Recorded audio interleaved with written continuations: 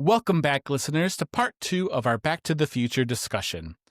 No, we're not talking about the sequel to the Robert Zemeckis film, but instead our Backseat Babes part 2 discussion, where we'll be talking about the incredible stagecraft and music from the touring show of Back to the Future, the musical.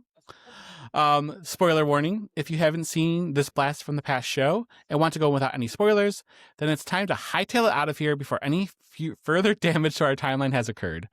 However, if you're still here, let's jump right into the journey that doesn't require any roads. Just about a half an hour of your time. Before we jump into it, follow and subscribe to us on all major social media platforms to stay up to date on news and reviews from here in Michigan and the larger theater community. But thank you again, RJ, for being here. It's a pleasure to be back in 1955 with you, or 1985, or 2005. That's actually kind of cool. We're doing this in the year of the 5. But thanks again for joining me and being here and talking about the music, stagecraft, and everything else under the sun. Quite possibly the better part of Back to the Future, which might be blasphemous for some of our listeners. Yes. Well, we'll see. This might be the redemption episode. It might not be the redemption episode. If you're still with us after last week, thank you for being here. We enjoy it. I hope that you like this one better. And to give you a recap of last episode, we did talk about the story and the characters from Back to the Future. Again, the same story everybody knows, the same characters everybody knows, except RJ, who has not seen the film. Again, watch part 1 if you haven't. We had a whole discussion. He missed out on an essential childhood film, and he will be going back to watch it at some point. Add it to the list. It never ends. But we talked about how this story, does it work? Does it not work? Did they capture the nostalgia? Did they not? In our opinions, it was meh. Is meh the right way to say that, RJ? Yeah, that's basically how I put it in a text to someone earlier. So that's pretty correct. Yeah, it was meh. It was the story itself. As somebody who grew up on it, it did not connect with me the way I wanted it to. Be it maybe I haven't seen the film in quite some time. Maybe I haven't enjoyed. I was going to actually watch it last night and I didn't because I was tired after getting home, because it is kind of a long show, which is kind of funny too, because Act 1 is not as long as Act 2. Act 2 is actually longer, which is usually not what happens for a Broadway show, but I digress. So all that to say, we are setting the story and the characters aside, and we're going to talk about first the music. Obviously, RJ, you know who not Alvin, Alan Silvestri is, because he is kind of the iconic, 1990s, 1980s, like music man for movies. Would you agree with that? Like, that's kind of like his whole shtick, is like writing some of the most iconic songs and music for some of the biggest movies out there. Yeah, I mean, I think a lot of people kind of have an era where their work like does really well or doesn't do really well. And that was his. Absolutely. Like, I'm going through some of his work, some of his films here. Again, Back to the Future. Obviously, that's why we're here. Flight of the Navigator. We have Predator. We have, it goes on and on. Father of the Bride, which, for Diane Keaton fans, this is a touching moment to talk about that. Death Becomes Her, which RJ still hasn't seen. We got to fix that. But like, there's just a lot of really important movies. I mean, The Bodyguard, Forrest Gump, like, this is, and correct me if I'm wrong, I think he also did Harry Potter. I could be wrong. I could be totally showing my age here and not knowing these things, but I digress. Anyways, so point is that he's kind of one of the musical geniuses that we have for films, and his work is very much present here, because obviously the score is still pretty much the same as our Music Man. Before we get into the new songs, I want to talk about that score a little bit. Did you recognize the iconic music even though you haven't seen the film? So there's what I would consider the main theme, which is really only a small section of maybe the title song, that I recognized because of my history in band. And anytime you kind of do a, film score medley, this was one of those things, right? Like, it probably would have been in a medley similar to something with Jurassic Park and something with Star Wars and then this, and so kind of those sci-fi movies. So Uh-huh. played a couple bars, could probably la di da a couple lines, but aside from that, not not really.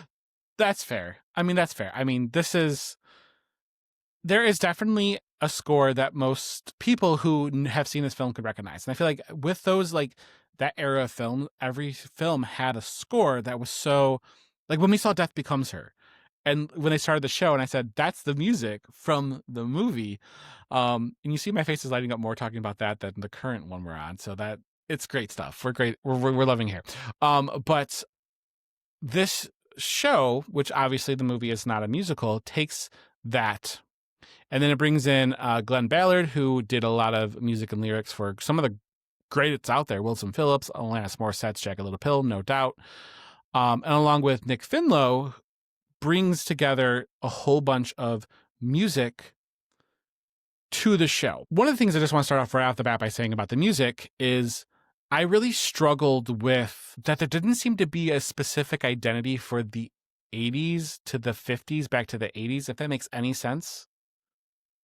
Did you feel that? Like, it felt like we were just blending all this music. There wasn't like a specifically 1950s feel to the 50s part. There wasn't like a synth pop and 80s feel to the 80s part. I feel like that was a part of this that was missing for me. Yeah, I mean, I think again because of the very short spent time in the 80s, aside like the costuming was doing all of the work.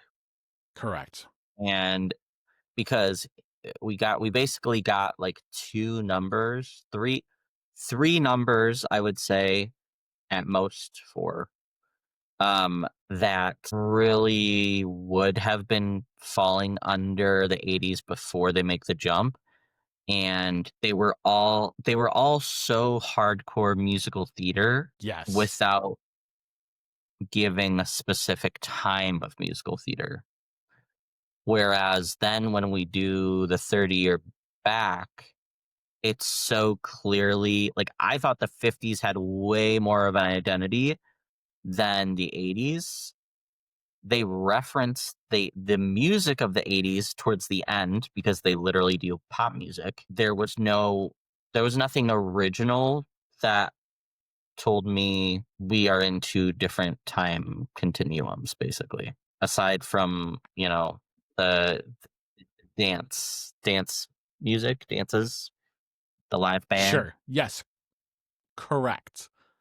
I had someone earlier describe it in a very interesting way, and they said it is 100% reflective of a current musical and not of the decades that it came from, which I thought was interesting because I think that is actually true.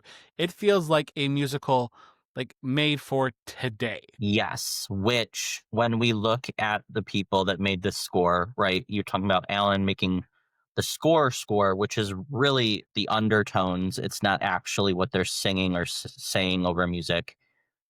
Glenn with the music and lyrics, but then Nick with the vocal and music arrangements. So like Glenn and Nick would have been the people to really be making the decisions on at least, I mean, I'm sure they were all working together, but in regards to the lyrics and the characterization of the music, like that just completely felt off. And I don't know if because it was because they were shaping it up for Broadway and they wanted it to be like it felt like a wannabe blockbuster Yes. that was completely like if you took the songs completely out of this show and just put them in their own show, I don't know what the plot to that would be, but you could probably do it and the show would be fine. Um, Correct. because the I didn't need a song to tell me where are we going. I didn't need a song to tell me my dad has no spine. I didn't need a song to tell me I'm gonna be mayor, even though you could happily keep that one in because that was probably the best song of the entire show. Yeah, like the ensemble numbers. Yeah, it felt very like I almost felt like a part of like at least 2 or 3 of the numbers, I was like, "Are we about to have a kick line?" Like, where the identity of this music is all over the place. Which I think is also telling because we had a conversation on the drive home when we couldn't really remember a song from of the movie, and you said, "I almost wish not the movie, the show, the musical," and you said, "I almost wish that this was a straight show." And I have to agree because there was no sense of identity, and there were some times that I didn't even know when we were in a new song because it all sounded melodically the same. It all sounded like it blended into one another. And part of this, I wonder, is also because we did have a lot of like music issues. We had a lot of sound mixing problems where the music was too loud, the microphones were too soft. But also, I don't think that there was really, with the exception of My Baby, Pretty Baby, and Something About That Boy, you can't I can't tell you a single song that I really listened to in Act One. And I only know those because I'm looking at a list and I'm like, oh, I can identify Pretty Baby because that's the song that, Lorraine's singing about Marty, and Something About the Boy closed out the show. But they didn't have like there wasn't a defying gravity moment here. There wasn't like each song has its clear intention. They all sounded like the exact same song that you would hear every hour on the radio currently. You know what I mean? Yeah, like, I just think of the I'll give an example from one of the more recent ones we've attended, Beetlejuice. Like, automatically, I think Dead Mom, Correct. um, The whole being dead specific thing. to her character, right? Like, I can draw that I can those 2 things are simultaneous to each other, and that is a character moment, and I'm Yeah, getting something from her character in that moment. Whereas these and I'll just say, like, of course, the cast was incredibly talented. correct. Um, they did a wonderful job. The writing didn't do them any favors, um, in my opinion.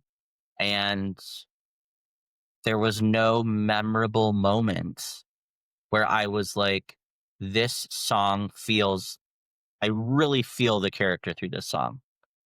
Because, like you said, like the song list for this is actually insane. If you Correct. stopped, I was like, "Oh my gosh," it actually reminded me right away of which I'm only drawing this parallel because of the way in which the show runs, but I was thinking of Suffs because Suffs almost never stop singing. It is almost a Yes. show where you have minimal scenes with speaking only, and I thought that this musical was going to be like 90% talking with like 10, 15, 20% music. So when we started out and it just kept going, I was like, yeah, like you said, everything felt the same. It felt like one very, very long, Ballad. well, yeah, It was a lot of yeah, ballads. a lot of ballad. Well, and they didn't supplement each other well because we had a lot of ballads, but then you'd have like these super high energy numbers with the ensemble.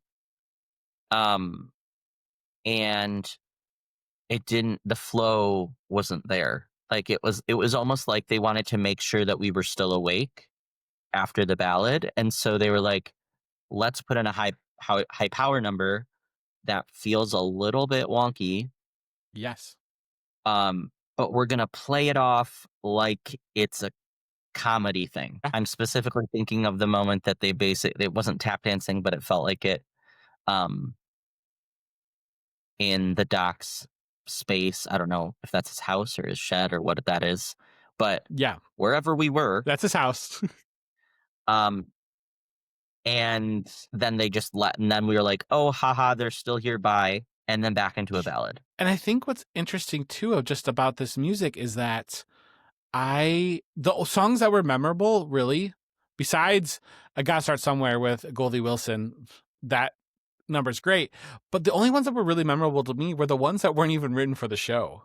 Earth Angel, Johnny Be Good, Power of Love, like those songs that were actually real songs.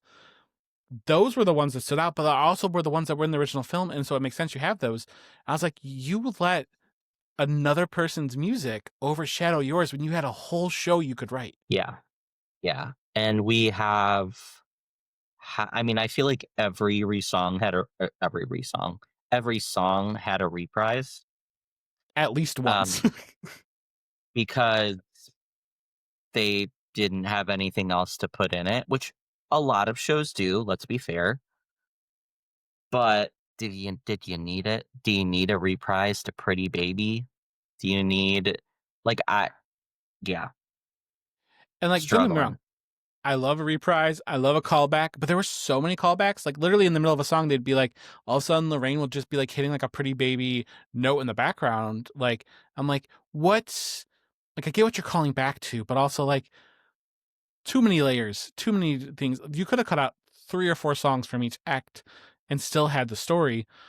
And also like, did we need a song where George is singing about peeping Tom on his future wife? Like, I mean, like there were some of these I'm just like, I get what you're going for, but like it's not doing it for me. Yeah, I think Endgame, they were hoping for more comedic relief coming from the music, and for some reason, maybe it was just because it's on the line. Like, so many of plot points in the show are on the line of cringe. But because it was Yes. a comedy and because of it's just sci-fi and, like, people can kind of laugh it off, but when you put it in a musical and then you make a whole song about it, there wasn't nearly enough laughter when I think when I put this well, we keep citing Death Becomes Her, but, like, if you were to put a laugh track of, like, what the audience sounds like in Death Becomes Her versus this show, I maybe heard like a handful of times that the audience actually audibly laughed throughout almost 3 hours of a show. Yes. Which again, I'm not here to shit on the show completely. And so this is where I am going to turn towards the effects because I feel like that's where the show really shines. And I just want to say, granted, this means nothing to anybody other than RJ here, but I misspoke last night when I said that I won the Tony Award for best, best staging and best effects. It did not. It was nominated, but it never won. But this is where Back to the Future really shines is the effects of the staging with the car specifically, the lighting design with the car, and the way that they use both the scrim in the front and the digital screen in the back. That is the sole reason why I liked parts of this show. What was your take on all of that? Yeah, I mean, literally, I completely like thank God, because it is the redeeming quality of this production. Um, and that is where it blows my mind a little bit. I'm like, you did this thing so well, like so well. Um, and it was in those moments where the audience was like audibly gasping and like, whoa, like that's so cool. Like it was just electric, literally. And man, if they could have just spanned that more throughout, I think this production would have been 10 times as good.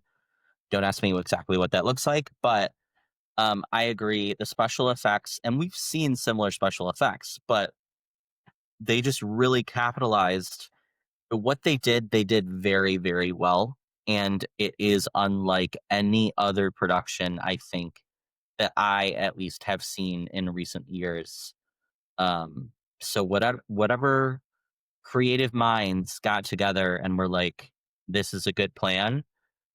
You really are probably the saviors of this show.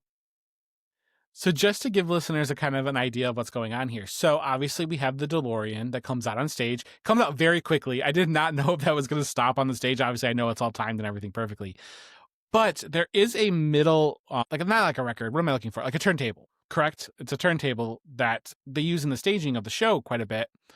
Um, but when they are driving this car, the screen on the back is looking like you're flying 88 miles an hour. And this car is turning on this turntable, which just gave it such the coolest effect between the lighting and the turning and the way that the car was going off, that it truly felt like the car was going And again, part of me is like, I understand how they did it, and I also don't understand how they did it, if that makes any sense to anybody else other than me. Like, there was just like this balance of like, I know the staging, what's happening, but at the same time, you're getting that car to look like it's going almost 90 miles an hour, and it's not moving at all. It's just a very cool effect. Yes. Um, And it which flies, people. yes. So I may have just done a tad bit of research. Again, spoilers if you don't want to know how the car is operating, but it is obviously a specifically built prop, the car itself, but there is a robotic arm Okay. and mechanisms, which of course makes sense because of the angles that we're getting. Um, I'm assuming it's lifted even just a bit off the ground when it seems like it is on the ground so that the tires can. I'm not even sure if the tires spin or just the lights make it look like they're spinning. Obviously, there are Correct. moments where the tires are rotating, but um, I was very interested in knowing how it would be moving once it was off the ground. Because and I know on Broadway, obviously they build a set around basically around this, and it does or did a lot more. But you want to still have that razzle and dazzle on the road, and so you have to have a stage that ultimately can handle having a. I mean, we were not far back; we were middle orchestra, but it was pretty. I would say over the orchestra pit, maybe even a little bit Correct. further. Um, so Correct. and turning at every angle, right? Um, and just citing what it did on Broadway, it sounds like it did a 360 barrel roll originally. Um, Correct. so yeah, it is incredible. Somebody probably with experience in automobiles and robotics obviously was a very big part of. I mean, I'm sure they have an operator just for that, just for the car, if not a team of operators. But yes, according to this, a giant robotic hidden arm attached to the underside provides primary lift and movement. Which makes sense. And I was thinking it was maybe like a forklift kind of thing, kind of like Alphaba, but like that makes sense because it's like an actual, you need this to look and operate really quickly. And the way that it was moving, it's responding like you're turning a corner, that car is whipping around that corner kind of dangerously, like it's going. And so that makes sense that it'd be like a robotic arm that they either have to operate or program to go off without a hitch. Yeah, yeah, that and how smooth it happens, right? Like Mhm. it has to be so controlled because we've seen vehicles in shows before. I mean, we saw one in Outsiders, we saw one in Great Gatsby. There's probably more that I'm not even thinking of right now, where sometimes they're on a track, sometimes they are freestanding. Um, but when you have something that's moving at the pace in which this one is moving, yeah, you need some extra security in there, and I'm sure you've got all kinds of seatbelts and safety equipment, because a unfortunately, as we know, anything can go wrong at any time, especially with technology and robotic, type situations.